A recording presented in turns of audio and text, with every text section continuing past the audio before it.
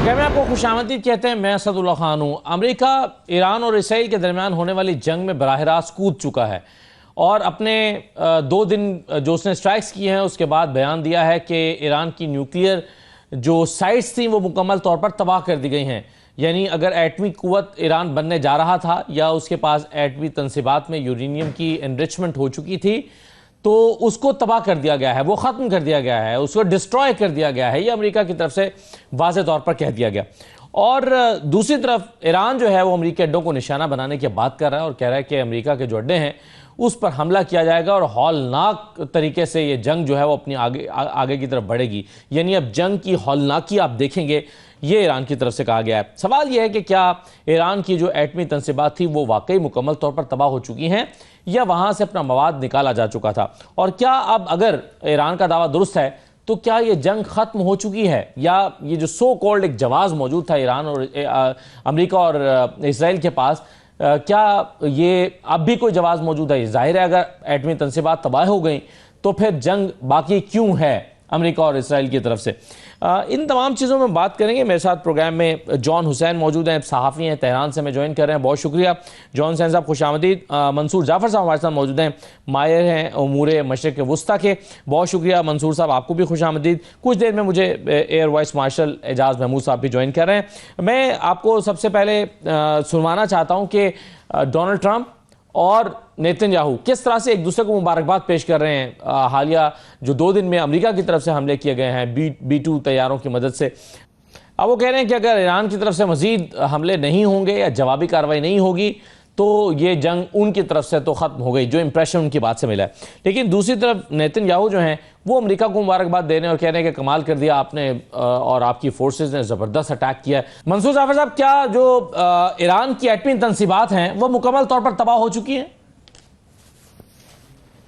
देखिए जी, आज एक प्रेस कॉन्फ्रेंस की है जो जौहरी तवानाई एजेंसी के सरबराह हैं उन्होंने बड़ी ख्वाहिश जाहिर की है कि उनको मौका दिया जाए ईरान के अंदर जो है उन तनसीबात के मायने का, ताकि वो उनकी जो जाली रिपोर्ट पर जो कार्रवाई की गई थी वो किस हद तक जो है कामयाब हुई है। और वो दुनिया को तो यही धोखा देना चाहते हैं कि हम रेगुलर इंस्पेक्शन के सिलसिले में ही ईरान के उन तनसीबात का मायना करना चाहते हैं।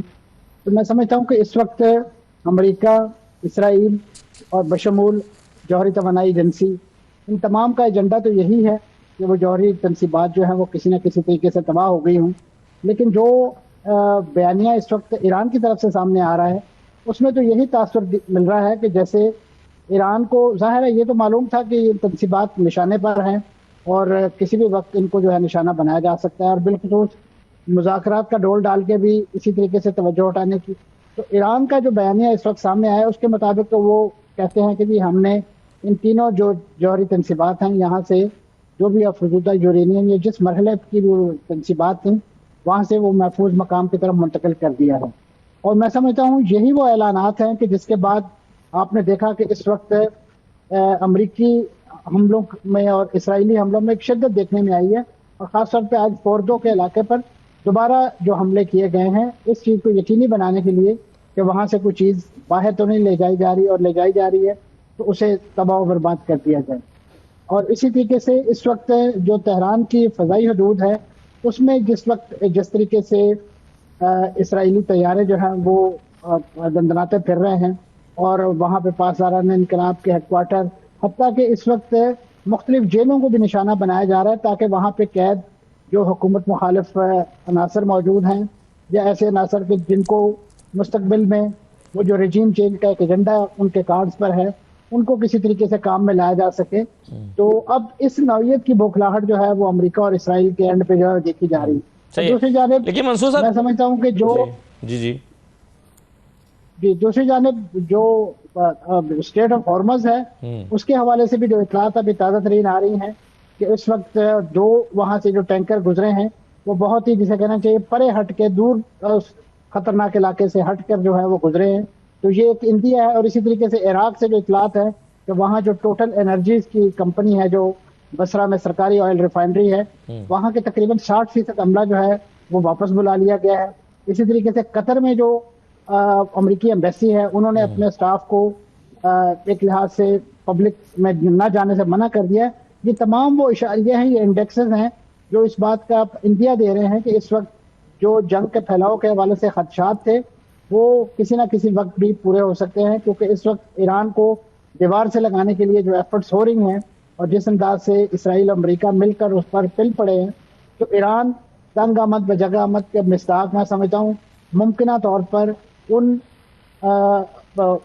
अमरीकी अहदाफ को निशाना बना सकता है जो खित्ते के अंदर तकरीबन 8 परमानेंट इस वक्त जो उनके स्टेशन मौजूद हैं, सही, उनमें से किसी न किसी को निशाना बना सकता है। सही है। लेकिन मंसूर साहब, जैसा कि आपने कहा कि IAEA ने इजाज़त मांगी है कि हमें इंस्पेक्शन करने की इजाज़त दी जाए, लेकिन ये तो तब होता है ना कि जब आपने ईरान को इंगेज किया होता है। ईरान तो पहले ताउन कर भी रहा था, 13 जून से पहले, इसराइल के हमलों से पहले IAEA के लोगों के साथ पूरा ताउन कर रहा था, इंस्पेक्शन भी हो रही थी, पिछले 10 साल में सब कुछ होता रहा। अब अगर हमला करके तबाह कर दिया गया है या दावा है, तो फिर अखलाकी तौर पर क्या जवाब है IAEA के पास कि वो आपसे इंस्पेक्शन की इजाज़त मांगे, और ईरान क्यों देगा? अखलाकी तौर पे भी और कानूनी तौर पे भी, क्योंकि यही एजेंसी जो है इस बात की पाबंद है कि वो दूसरे ममालिक को किसी भी मुल्क की एटमी तंसीबात पे हमले से रोके। और ये तो इंटरनेशनल लॉ के तहत भी और अक़वाम मुत्तहिदा के दस्तूर के तहत, मंशूर के तहत भी ये जुर्म है, जंगी जुर्म है कि किसी मुल्क की जौहरी तंसीबात, चाहे वहाँ पे कोई अफजूदगी हो रही है, बम बना हुआ है, नहीं बना हुआ, क्योंकि उसके जो रिपरकशंस हैं खासतौर पे जो माहौलियाती आलूदगी और प्लस ताबकारी के हवाले से वो इतने ज़्यादा खौफनाक हैं कि उसका आप तसव्वुर भी नहीं कर सकते। तो ऐसे में तो ये जौहरी तवानाई एजेंसी एक एजेंट के तौर पे काम करती रही है अमेरिका और इसराइल के। अपना जो मैंडेट जो इसे दिया गया था वो इन्होंने पूरा नहीं किया। 20 साल तक तो ये ईरान को क्लीन चिट देते रहे हैं अपने रेगुलर इंस्पेक्शन में कि आप बाय द बुक चल रहे हैं। रातों रात जैसे ही मुज़ाकरात का मसला शुरू हुआ और वहाँ पे ईरान ने अपना जो है एक कड़ा मौक़िफ़ उनके सामने रखा, तो उसके बाद यही जौहरी तवानाई के जो ग्रोसी साहब हैं वो अपने पंडोरे से जो है वो ऐसी रिपोर्ट्स निकाल रहा है कि जिनको अमेरिकी सदर और इसराइली वज़ीर आज़म जो है हवा में लहराते हुए जो है वो अपनी जंगी तैयारियों के ऐलानात करते हुए दिखाई दिए। तो मैं समझता हूँ कि जिस तरीके से अक़वाम मुत्तहिदा इस वक्त अपनी ताकत बुरी तरीके से खो चुका है इन तमाम जो बड़ी ताकतों के हाथों में खिलौना बन के, इसी तरीके से ये जौहरी तवानाई एजेंसी जो है उसके भी सरबराह और उसका जितना भी 30 रुकनी बोर्ड है वो तमाम का तमाम अपना मैंडेट जो है वो खो चुका है। ऐसे में सिर्फ और सिर्फ वो अमेरिका और इसराइल को ये खुशनवीद देने के लिए वहां जाना चाहते हैं कि जी आपकी स्ट्राइक्स बड़ी कामयाब रही हैं, वाकई वहां कुछ नहीं बचा। बिल्कुल सही, बिल्कुल ठीक है। जॉन साहब, आपके ख्याल में ये जंग बढ़ रही है या खत्म होने जा रही है? शुरू करने से पहले thank you for inviting me. शुरू करने से पहले एक चीज आपको बताऊं, एक खबर आने वाली है। आई होप, मेरे दोस्त ने मुझे काफी थोड़ा टाइम पहले बताया था कि IAEA के साथ सस्पेंड करने वाले हैं। ईरान जो है वो सस्पेंड करने वाला है ताल्लुकात। अभी मुझे पता नहीं, मैं आपसे बात कर रहा हूँ मोबाइल रख के, तो I don't know what the news is, but खबर आ जाएगी आपको कि IAEA के साथ ईरान अपना पूरा जो वो मुआहिदा है वो सस्पेंड कर देगा ऑफिशियली। NPT से बाहर आने की भी बात हो रही है, और एट द सेम टाइम देखें ये नेतारों ने फेल किया है ईरान को।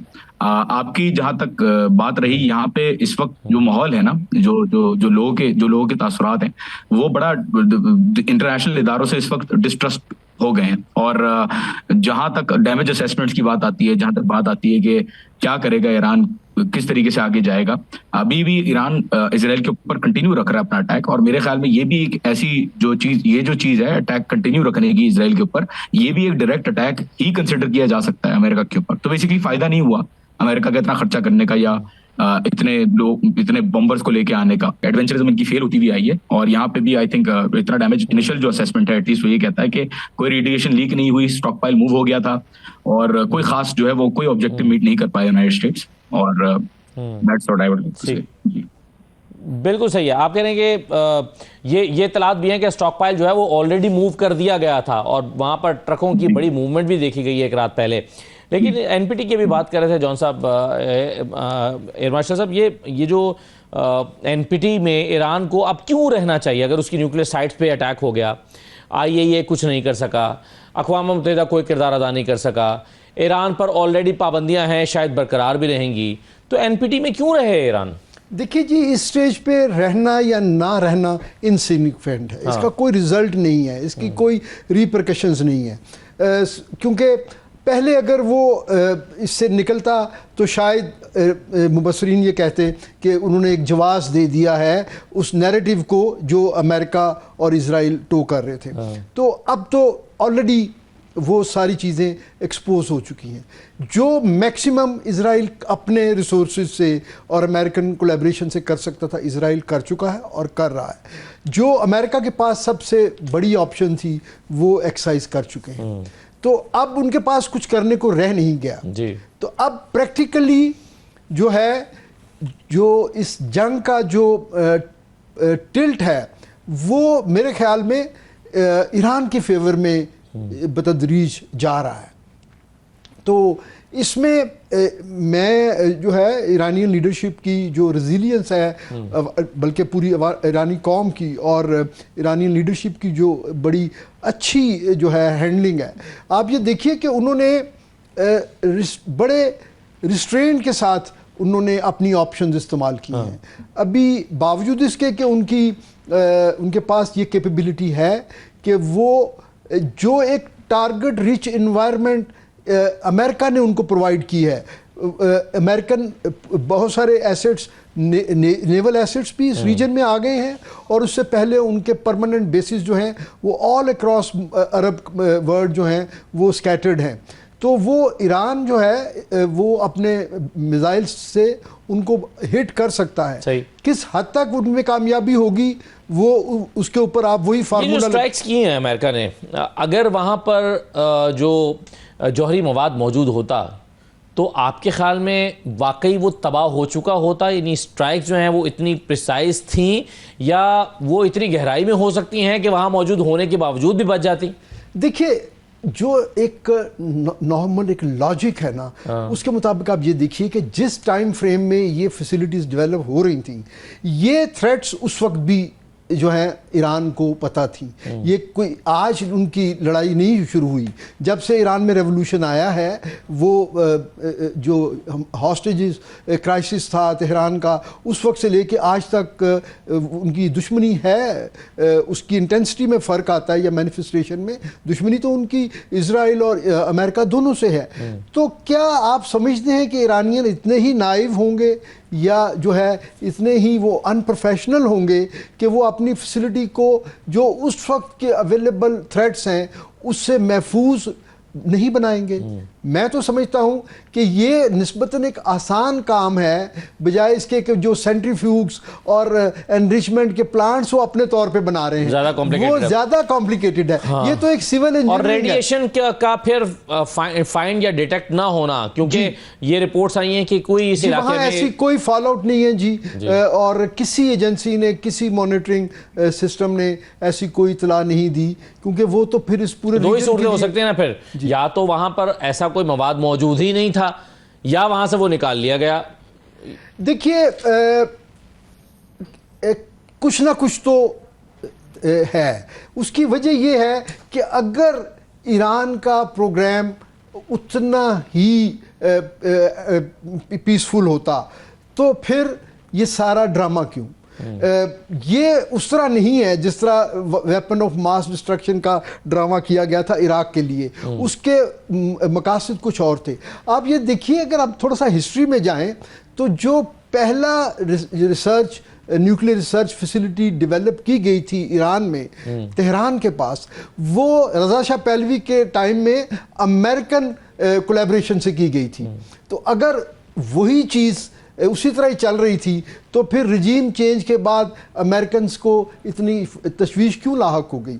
वो ईरान को मजबूर किया गया, क्योंकि अगर इजराइल को जितना हक है एक न्यूक्लियर अपनी डेटरेंस डेवलप करने का, और इजराइल की तो अब कोई थ्रेट ही नहीं है। इजराइल के लिए तो सिवाय ईरान के इस रीजन में सारे फ्रेंडली उसके दोस्त ममालिक हैं। तमाम अरब ममालिक जो हैं वो अमलन जो है वो इजराइल के साथ खड़े हुए हैं। तो उस सूरत में जितना हक इजराइल को है उससे कई गुना ज़्यादा हक जो है वो ईरान को है कि वो अपने दिफा के लिए एज ए सॉवरेन स्टेट वो किसी तरह के भी कन्वेंशनल या कोई भी वेपन्स बना सकता है। सही है, बिल्कुल सही है।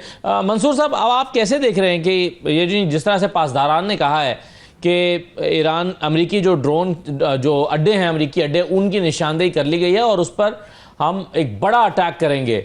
और बल्कि यहाँ जो एग्जैक्ट वर्ड्स में कहा कि हम ऐसा जवाब देंगे जो सोचा भी नहीं गया होगा। ये भी कहा गया है कि तेहरान जवाबी कार्रवाई से जंग को हौलनाक बना देगा। तो आपके ख्याल में अब ईरान क्या प्लान कर रहा होगा और क्या वाकई वो अमेरिका के ऊपर अटैक करेगा और इससे जंग बढ़ सकती है? देखिए जी, जहाँ तक तो पासदारान इनकलाब के बयानात का ताल्लुक है तो यकीनन उसमें ऐसी ही शिद्दत और ऐसी हिद्दत जो है वो माजी में भी देखने में आती रही है और ख़ासतौर पे इस जंग में भी। इस वक्त जो ईरान पर हमलों के बाद जो अमेरिका ने और इसराइल ने स्ट्रेटजी इवॉल्व की है वो थोड़ा सा डिवाइड एंड रूल की भी है। आपने नोट किया होगा कि इस वक्त उनका जो बुनियादी हदफ है वो पासदारान इनकलाब है। तेहरान में उनके हेडक्वार्टर को भी आज निशाना बनाया गया है।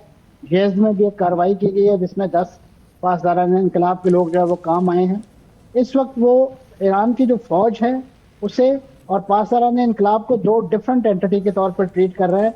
उसकी बुनियादी वजह यही है कि पासदारान इनकलाब बुनियादी तौर पे वो उस इनकलाब के पासदारान समझे जाते हैं जिसकी रिजीम चेंज का एजेंडा लेकर इस वक्त अमेरिका और इसराइल जो है वो मैदान में उतरे हैं। तो वो लिहाजा उस पूरे इनकलाबी सेटअप को या ईरान का वो जो एक प्रॉक्सी वार का जो एक एजेंडा था, ख़ासतौर पे शाम के अंदर, लबनान के अंदर, यमन के अंदर, किसी हद तक उसकी हमें तालमेल जो है फ़लस्तीन के अंदर भी दिखाई देती है। बुनियादी तौर पे पासदारान इनकलाब को उसका सरखेल समझा जाता था कि वो उन्हीं के और ख़ासतौर पे उनकी जो अल-कुद्स फोर्स है उसे एक जो बैरून मुल्क ख़ासतौर पे जहाँ पे भी जुल्म का शिकार लोग हैं उनकी मदद के हवाले से उनकी एक शोहरत या उनकी एक पहचान थी।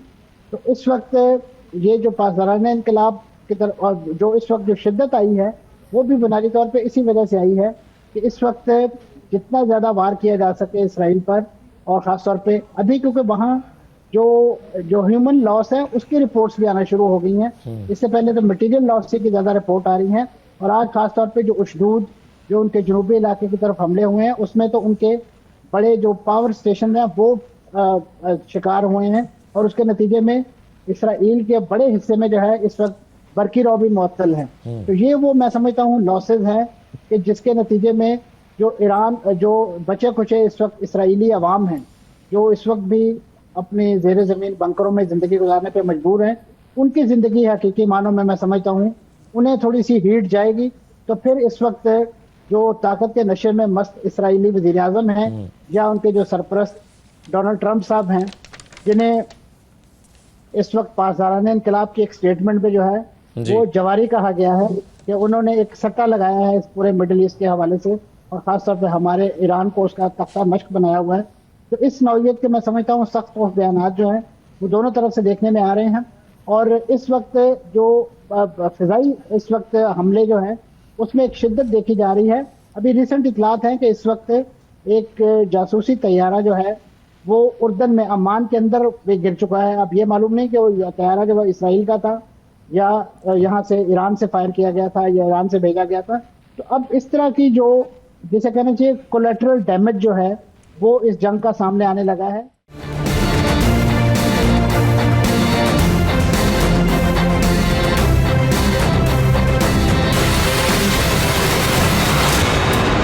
आपको दोबारा खुशामदीद कहते हैं। हमारे साथ अनवर इकबाल साहब भी मौजूद हैं, सीनियर सहाफ़ी हैं, वाशिंगटन डीसी से हमें ज्वाइन कर रहे हैं। मैं अनवर साहब से शुरू करते हुए फिर जॉन हुसैन साहब के पास आता हूं।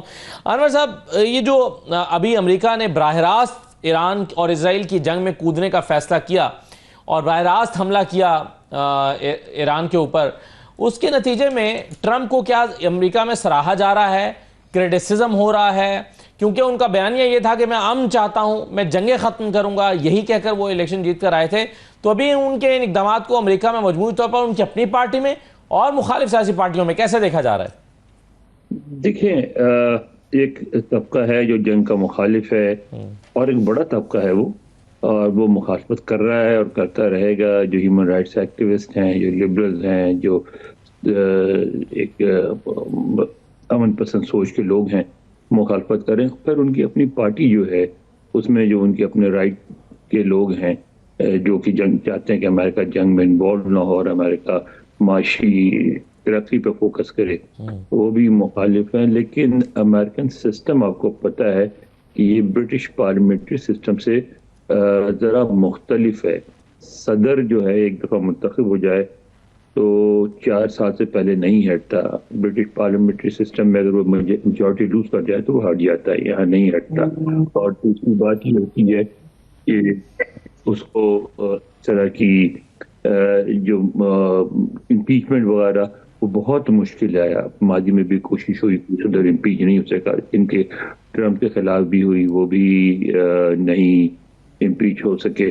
तो मैं समझता हूँ कि मुखालफत के बावजूद ट्रम्प अपनी पॉलिसी पे कायम रहेंगे जब तक वो चाहेंगे। सही है। और इसका इम्पैक्ट क्या होगा? अब जॉन साहब, आप कैसे देख रहे हैं कि ये जो डोनाल्ड ट्रंप ने अभी अटैक लॉन्च कर दिया, बराह रास्त किया, उनको सियासी तौर पर हम देख रहे थे कि क्रिटिसिज्म हो रहा है, खुद इम्पीचमेंट का जो है वो मुतालबा किया जा रहा है डोनाल्ड ट्रंप की, और कहा जा रहा है कि ट्रंप ने इख्तियारात से तजावुज़ किया, इनका तो मुआखज़ा होना चाहिए। उनके सियासी मुखालिफिन वहाँ पर बात कर रहे हैं। आपके ख्याल में डोनाल्ड ट्रंप किस हद तक ईरान में जाना चाहेंगे? देखिए, मैं क्या कह सकता हूँ, हिस्ट्री कह रही है कि अमेरिका जहां जहां गया है, डायरेक्ट एंगेजमेंट की है, वहां वहां वो अनसक्सेसफुल हुआ है। वियतनाम वॉर में इनको शिकस्त हुई, अफगानिस्तान में इनको शिकस्त हुई, इराक में इनको जो है वो कंट्रोल कोई खास नहीं रख पाई, लिबिया को इन्होंने खंडर बना दिया। तो अब मैं क्या ही कहूंगा इस पे बहरहाल। लेकिन डोनाल्ड ट्रंप साहब जो करना चाह रहे हैं, मिलिट्री एडवेंचरिज्म जो ये कर रहे हैं, एक तो इनका अपना कॉन्ट्रडिक्शन, जेडी वैंस साहब का बयान देखें आप, वहां से उनका अगर कंपेयर करें तो दरअसल कॉन्ट्रडिक्शन हमें नजर आता है। रिजीम चेंज का भी पोस्ट उन्होंने इनके जो अपना ट्रूथ सोशल है उसके ऊपर उन्होंने पोस्ट किया कि भाई make Iran great again, regime change क्यों नहीं। हमारे पास कुछ कंफर्म न्यूज़ आती हैं और कुछ ज़्यादातर चीज़ें जो है वो अनकन्फर्म्ड आ रही हैं। मसलन ईरान में इजराइल में कितनी तबाही हो रही है, तल अवीव और हाइफा में जो निशाना बनाया जा रहा है मिसाइलों से, उससे कितनी डिस्ट्रक्शन हुई है। इस हवाले से डिजिटल मीडिया पर बहुत सारी वीडियोस हमारे सामने आती हैं, न्यूज़ भी आती हैं, कुछ चीज़ें इंटरनेशनल मीडिया के जरिए कंफर्म होकर भी आ रही हैं। लेकिन क्या ईरान में अंदाज़ा लगाया जा पा रहा है कोई ऐसा मैकेनिज्म कि कितने सही टारगेट किए जा रहे हैं हाइफा में तनसीबात को? जैसे बिजली मुअत्तल है, लोग ज़ेर ज़मीन बंकर्स में चले गए हैं या वहाँ पर रहने पर मजबूर हैं। ईरान के 10 में से चलिए 2 ही अगर मिसाइल पहुँचते हैं तो वहाँ पर वो तबाही ज़रूर मचाते हैं। तो एक्चुअल पिक्चर इस वक्त इसराइल में है क्या? देखिए, इसराइल की एक्चुअल पिक्चर काफी आई थिंक कंसील्ड है, काफी छुपाई भी है, क्योंकि सेंसरशिप इतनी ज्यादा हो गई है वहां पे कि कुछ खास पता नहीं चल रहा। बहरहाल यहाँ से मिसाइलें लॉन्च हो रही हैं और इंटरसेप्शन रेट जिस तरीके से गिर रहा है वो आपके सामने। एट द सेम टाइम यहाँ पे आप एक चीज बड़ा नोट कीजिए, बड़ा इंपॉर्टेंट है। CNN ने भी कवरेज की थी IRIB की बिल्डिंग की। CNN एक दुश्मन मुल्क ईरान का यहाँ पे बैठा हुआ न्यूज भी दे रहा है, क्योंकि ओपन यहाँ पे ईरान ने अपने आप को ओपन रखा हुआ है ना। ईरान जो है वो आके पाकिस्तान से जाके मीडिया कवरेज करे। तो बड़ा इंपॉर्टेंट है ये देखना कि ईरान की डैमेज जो हो रही है वो बड़ी खुला तरीके से दिखाई जा रही है और डैमेज शर्मा नहीं रहा ईरान इसको दिखाने में, जबकि इसराइल के अंदर छुपाया जा रही है चीजें। अब क्यों छुपाई जा रही है, इसकी वजह आई थिंक यही है कि डैमेज असेसमेंट ना करे दुनिया, और जो तबाही वहां पे मचाई दी है ईरानी मिसाइल्स ने वो दुनिया ना देख सके। मेरा पर्सनल मौकफ है। यहाँ पे जो ऑफिशियल्स हैं उनको क्या पता है इसराइल के बारे में कि आज कितना नुकसान हुआ है, that is yet to be assessed. मैंने अभी तक ये बात किसी से पूछी नहीं है, तो let's see how that turns out to be. सही है। एयर मार्शल साहब, आपके ख्याल में ईरान कितना अर्सा ये जंग लड़ सकता है? और यही सवाल अमेरिका के लिए भी है कि अमेरिका कितना अर्सा ये जंग लड़ सकता है, क्योंकि डोनाल्ड ट्रंप कहते हैं कि जी हमने तो मार दिया, अब तुम ना आगे बात बढ़ाओ तो हम इसको ख़त्म कर देंगे। यानी अमेरिका शायद इसको प्रोलॉन्ग करना नहीं चाहता, लेकिन ईरान के अंदर कैपेबिलिटी और कैपेसिटी कितनी है? देखिए, अमेरिका की बातों में और उनके एक्शंस में एक कॉन्ट्रडिक्शन जो है वो हमेशा होती है, और ख़ास तौर पे इस कॉन्फ्लिक्ट में तो आपने देख ही लिया कि वो किस तरह से जो है वो मुज़ाकरात की बात करते हुए फिर अटैक करवा दिया, और उसके बाद वो 2 हफ्ते की बात की और 24 घंटे में दोबारा अटैक कर दिया। तो अमेरिका के बारे में तो कुछ कहना जो है वो, डोनाल्ड ट्रंप वैसे भी अनप्रेडिक्टेबल है जी। तो एट बेस्ट अगर आप कोई ये गेस कर सकते हैं उनके बारे में तो वो ये है कि क्योंकि उनको एक रेजिस्टेंस मिल रही है, और वो आज जो बयानात आ रहे थे उससे ये लगता है कि वो उस चीज़ को साल्वेज करने की कोशिश कर रहे हैं कि ये मैंने कोई, क्योंकि उनके ऊपर पाबंदी है कि वो अमेरिकन कांग्रेस से अप्रूवल लेके कोई वॉर वेज कर सकते हैं। तो उसका जवाब वाइट हाउस ने ये दिया कि ये वॉर नहीं है, बल्कि ये एक तरह से एक ऑपरेशन है, एक महदूद एप्लीकेशन ऑफ फोर्स है अंडर द गिवन सर्कमस्टांसेस। तो उससे तो ये लगता है कि वो शायद एक लंबी जो है फोर्स एप्लीकेशन वो उसमें नहीं जाना चाहेंगे।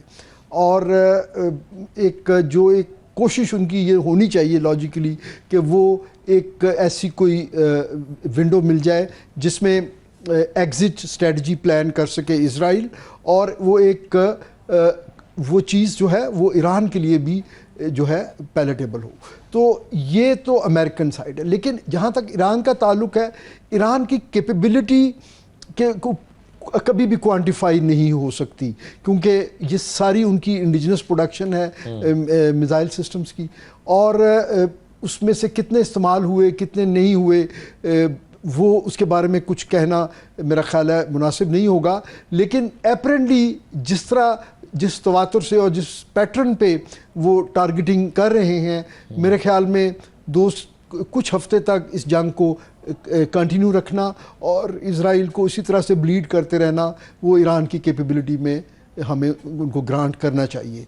और दूसरी बड़ी बात जो है कि ईरान ओवरऑल कोई इस चीज़ से एग्री करे या ना करे, ईरान जो है वो जारहियत का शिकार हुआ है।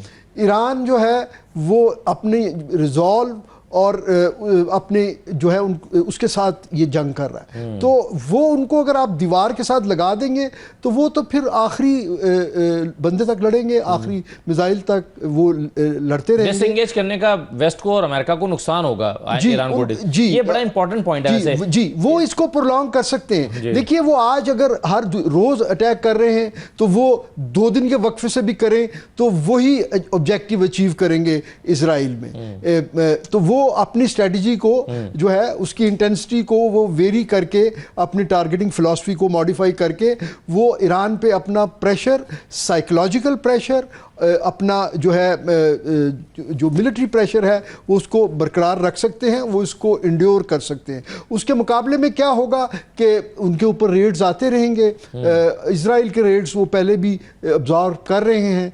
और आप ये देखिए, अगर हिस्ट्री से कोई हमने सबक सीखना हो तो 8 साल इराक के साथ लड़ाई में उन्होंने अपनी पूरी एक जनरेशन जो है ना वो शहीद करवा दी थी, और उसके बावजूद वो जंग जो है इराक और इराक के जो सपोर्टर दुनिया थी वो जीत नहीं पाए थे। बिल्कुल सही, बिल्कुल सही है। इसमें अनवर इकबाल साहब, अगर अमेरिका ईरान को डिसएंगेज कर देता है और ईरान IAEA के साथ अपना उसको इंस्पेक्शन की इजाज़त नहीं देता और ईरान जो है वो NPT से बाहर आ जाता है, ईरान पर पहले से पाबंदियां हैं और वो इसे कबूल कर लेता है और कहता है कि जी ठीक है, मुझ पर आप पाबंदियां लगा रहे हैं, मैं इसे कबूल करता हूं, तो फिर क्या हल है दुनिया के पास कि ईरान को एटमी ताकत बनने से रोक सके? डिसएंगेज करने से क्या मुराद है आपकी? क्या आप उनसे बातचीत का अमल खत्म कर दें? आप उनको जो पहले एंगेजमेंट थी आपकी कि आइए बैठिए बातचीत करें, डायलॉग करें। आपका मतलब है कि अमेरिका फिर तो डिसएंगेज नहीं करेगा, ईरान अपने आप को डिसएंगेज कर ले IAEA से, आप ये कह रहे हैं? बहुत शुक्रिया एजाज महमूद साहब, बहुत शुक्रिया आपका। अनवर इकबाल साहब बहुत शुक्रिया। आप जॉन हुसैन साहब भी हमारे साथ मौजूद थे। एक छोटा सा ब्रेक लेते हैं नाज़रीन, ब्रेक के बाद वापस आते हैं। ब्रेक के बाद दोबारा आपको खुशामदीद कहते हैं। खैबर पख्तूनख्वा ने अपना बजट पास कराने का आज फैसला कर लिया। इस पर पॉलिटिकल कमेटी का एक एलामिया भी जारी हुआ जिसमें वजाहत की गई कि क्यों बजट पास करना मजबूरी है। हालांकि इमरान खान साहब की ये हिदायत थी कि जब तक जो कमेटी है उसकी 6 रुकनी कमेटी उनकी मुझसे मुलाकात नहीं हो जाती तब तक बजट पास नहीं किया जाएगा। लेकिन बहरहाल खैबर पख्तूनख्वा असम्बली ने, चीफ मिनिस्टर ने बजट पास करने का फैसला किया। ज़रा देखिए आज अलीमीन गंडापुर साहब ने क्या कहा इस सिलसिले में। कि कभी भी बजट के इलाज के गवर्नर ने असेंबली साइन ना की हो, कि अपना आईनी फर्ज पूरा ना करके गवर्नर साहब हमारा इलाज नहीं बुला रहे, वही बजट का इलाज। उसके बाद वो मुलाकात हमारी नहीं कराई जा रही। एक ही तरीका बचा है और वो ये है कि बजट किसी न किसी तरीके से किसी भी बुनियाद को बुनियाद बनाकर पास ना हो।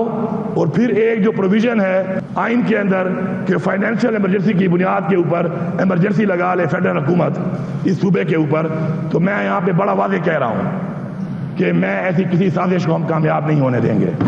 ये एक वाज़ेह पैगाम है कि ये इख्तियार इस असम्बली का, इस हुकूमत का सिर्फ एक शख्स के पास है जिसका नाम है इमरान खान। वो आज हुक्म करे कि असम्बली खत्म करो। मैं आपको यहाँ पर यकीन दिलाता हूँ अपने पूरे पार्लियामान की तरफ से कि जितना टाइम मुझे एक लफ्ज और दूसरे लफ्ज कहने में लग रहा है, उससे पहले इंशाअल्लाह मैं इमरान खान के हुक्म के मुताबिक देंगे तो मैं असम्बली को खत्म कर भी सकता हूँ और मैं कर भी दूंगा। शेख वकास अकरम साहब हमारे साथ मौजूद हैं, पाकिस्तान तहरीक इंसाफ के सेक्रेटरी इन्फॉर्मेशन है, सीनियर रहनुमा। बहुत शुक्रिया शेख साहब, खुशामदीद। शेख साहब, एक तरफ तो ये फियर है कि असम्बली में कहीं जो खैबर पख्तूनख्वा है उसमें इमरजेंसी ना लगा दी जाए, दूसरी तरफ ये भी कहा गया कि जी इमरान खान कहें तो फौरी तौर पर असम्बली एक दिन नहीं रुकेंगे और असम्बली तहलील कर देंगे, और इसके साथ साथ इमरान खान के ऑर्डर्स को वायलेट भी किया गया है। तो इमरान खान साहब ने तो फिर कहा था कि आप ये बजट पास नहीं कराएंगे, अब इसके नतीजे में अगर असम्बली चली भी जाती तो क्या था?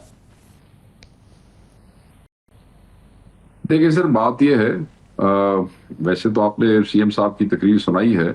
अगर आप केपी गवर्नमेंट के किसी तर्जुमान से गुफ्तगू करते तो वो आपको एग्जैक्ट गवर्नमेंट का उसको ऊपर पॉइंट ऑफ व्यू दे सकता। सर पॉलिटिकल मुझसे पार्टी का पॉइंट ऑफ व्यू, आपका पार्टी का पॉइंट ऑफ व्यू इसलिए भी ले रहा हूं ना सर कि पॉलिटिकल कमेटी ने भी तो यही बयान दिया जी। तो सर क्यों इतनी कर रहे हो मेहनत? मैं उसे पास से आ रहा है, मतलब वही दस रहे। मगर अब क्योंकि जो पार्टी का पॉइंट ऑफ व्यू है मैं आपको बता देता हूँ।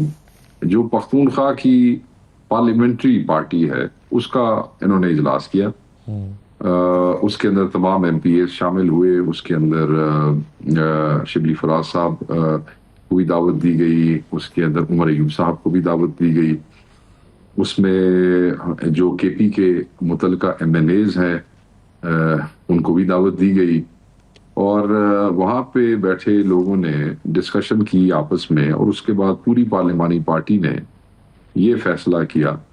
और वो जो फैसला किया वो ये था कि खान साहब ने बिल्कुल मुशावरत के हवाले से इनको कहा कि अगर मुशावरत नहीं होगी तो आप ऐसे नहीं करेंगे, मगर मुशावरत अगर वो नहीं करते तो फिर उस सूरत में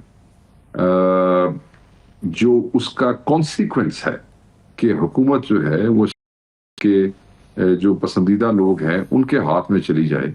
तो उस हवाले से वो ये समझते हैं केपी के पार्लियामेंटेरियंस, केपी की असम्बली के लोग, कि उस पर इबहम है कि उन्हें ये नहीं बताया गया, कोई डायरेक्शन डायरेक्ट या इनडायरेक्ट नहीं आई खान साहब की तरफ से कि अगर वो मुशावरत न करने दें तो क्या फिर हुकूमत जाने दे या उसके ऊपर कोई एक्शन लें।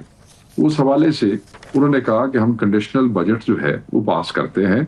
उसके बाद खान साहब से जब मुलाकात होगी, खान साहब ने अगर ये कहा कि आपने ये गलत किया है, आपको हुकूमत जाने देनी चाहिए थी, तो पार्लियामानी पार्टी का ये कहना था कि हम 10 मिनट के अंदर अंदर चीफ मिनिस्टर और कैबिनेट इस असम्बली को डिसॉल्व कर देगी और हुकूमत खत्म कर देगी।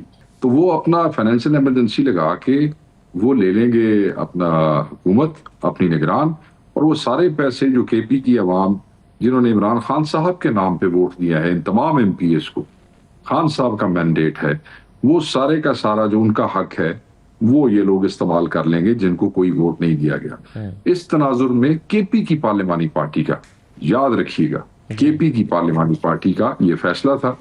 वो फैसला फिर एक पॉलिटिकल कमेटी के अंदर आया। पॉलिटिकल कमेटी की जो सदारत है इजलास की वो सलमान अकरम राजा साहब ने की, वही सेक्रेटरी जनरल है, वही कानूनन करते हैं।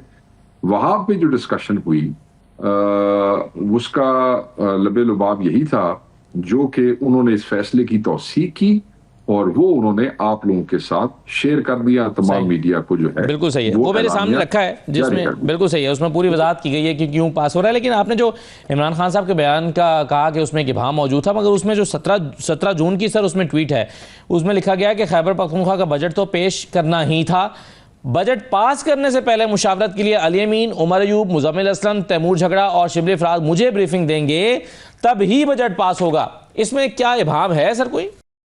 केपी के PTI के पार्लियामेंट्री पार्टी कहती है। देखें, मैं एज अ इंफॉर्मेशन सेक्रेटरी मेरा इसमें कोई वो नहीं है, मैं तो आपसे इंफॉर्मेशन ही शेयर कर सकता हूँ ना। जो डिसीजन मेकर्स हैं, जो इसमें स्टेक होल्डर्स हैं, वो केपी की पार्लियामानी पार्टी है, और वो लोग जो इसमें शामिल हुए वो ये कहते हैं कि मुशावरत न होने की सूरत में क्या खान साहब को ये बताया गया कि वो ये जिसके अगेंस्ट लड़के केपी की आवाम ने आपको ये हुकूमत दी, क्या ये हुकूमत सिर्फ मुलाकात और मुशावरत, क्योंकि देखें अब ये मुलाकात नहीं करा रहे शरारतन साजिश के तहत कि ये ख़त्म हो, जान छूटे, ये इमरान खान की हुकूमत से यहाँ से फारिग हो, ये अब जान के नहीं करा रहे। वरना ये कौन सा कोई इतना बड़ा काम था, आगे पिछले कई महीनों में कितनी दफा कराई।